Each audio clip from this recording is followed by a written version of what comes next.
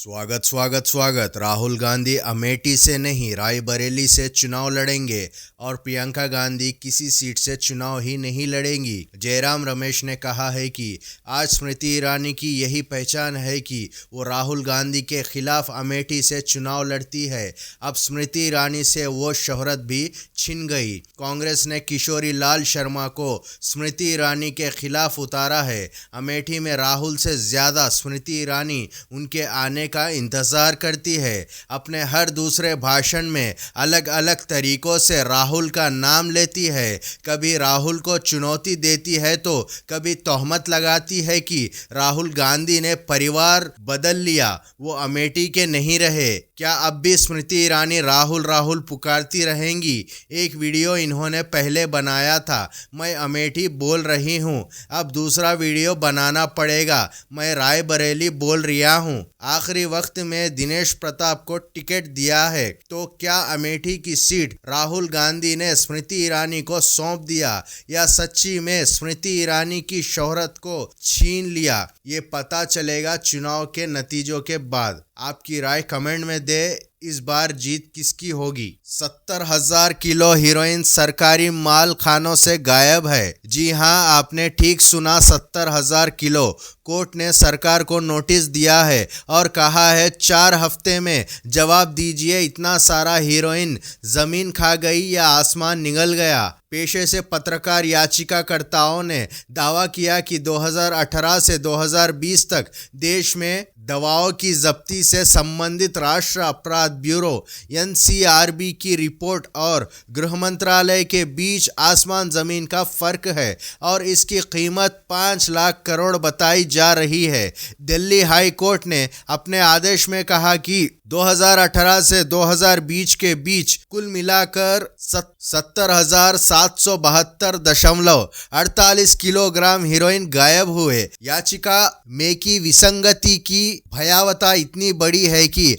अगर इसे तुरंत हल नहीं किया गया तो इससे समाज में अराजकता फैल सकती है। अब हमें 4 हफ्तों का इंतजार करना पड़ेगा कि क्या सरकार हिसाब दे पाएगी या कुछ और दिन की मोहलत लेगी या फिर अपने सरकार बनने की उम्मीद में इलेक्शन के बाद जवाब देगी। इस मुद्दे पर आपकी राय कमेंट में दे। झारखंड में ईडी को मिला नोटों का पहाड़, नौकर के घर कुबेर का खजाना। नोटों के संबंध झारखंड के मंत्री आलमगीर से बताया जा रहा है। लोकसभा चुनाव के बीच झारखंड में मंत्री आलमगीर आलम से जुड़े एक शख्स के घर में ईडी ने नोटों का पहाड़ बरामद किया है। अनुमान है कि रकम करोड़ों में है। नोटों को गिनने के लिए बैंक से कर्मचारियों और मशीनों को मंगवाया गया है। पिछले साल इसी दिन IAS पूजा सिंघल के यहाँ छापा पड़ा था और 17 करोड़ मिले थे,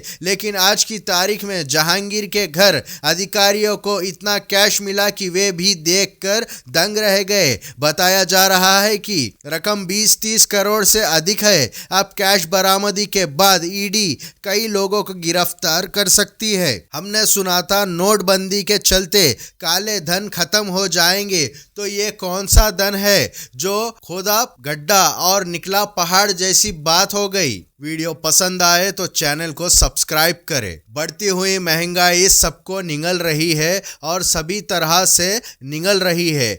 अभी के सभी मोबाइल फ़ोन्स में 2 सिम कार्ड मौजूद है। ये आशंका की जा रही है कि आने वाले दिनों में प्रीपेड और पोस्टपेड रिचार्ज प्लान्स बढ़ सकते हैं। दिसंबर 2021 में टैरिफ प्लान्स में बढ़ती रेट्स को देखा गया और उसके बाद जियो, एयरटेल, आइडिया और वोडाफोन के तरफ से किसी तरह की बढ़ोतरी देखने को नहीं मिला था।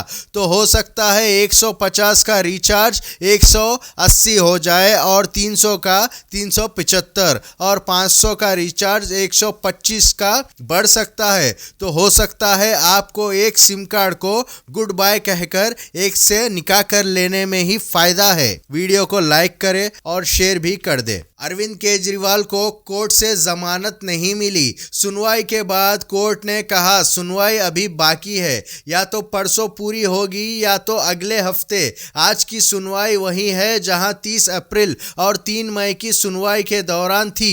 ईडी की वही कमजोर जवाब, लेकिन जेल में केजरीवाल। तब तक सुनीता केजरीवाल को मोर्चा संभालना होगा और सुनीता केजरीवाल ने रोड शो शुरू कर दिया।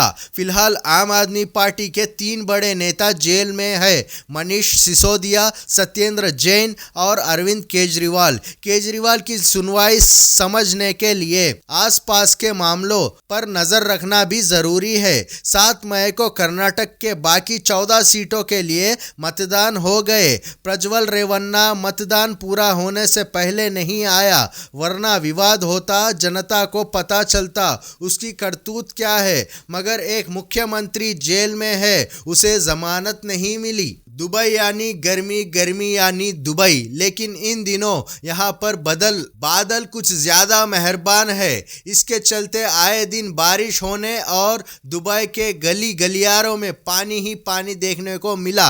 2 सप्ताह पहले ही संयुक्त अरब एमिरेट्स में रिकॉर्ड बारिश हुई थी, जिससे कई इलाकों में बाढ़ जैसे हालात देखने को मिले और बारिश ने फिर से अपना जलवा दिखाया है। जानकारों का कहना है कि ये सब जलवायु परिवर्तन की वजह से हो रहा है। दुबई की इस बारिश की वजह से स्कूल और कई दफ्तरों को बंद करना पड़ा। इस बीच इराक के कुर्दिस्तान शहर की राजधानी में भी खूब बारिश हुई। ऐसे ही और अपडेट्स के लिए चैनल को लाइक, शेयर और सब्सक्राइब करें। धन्यवाद।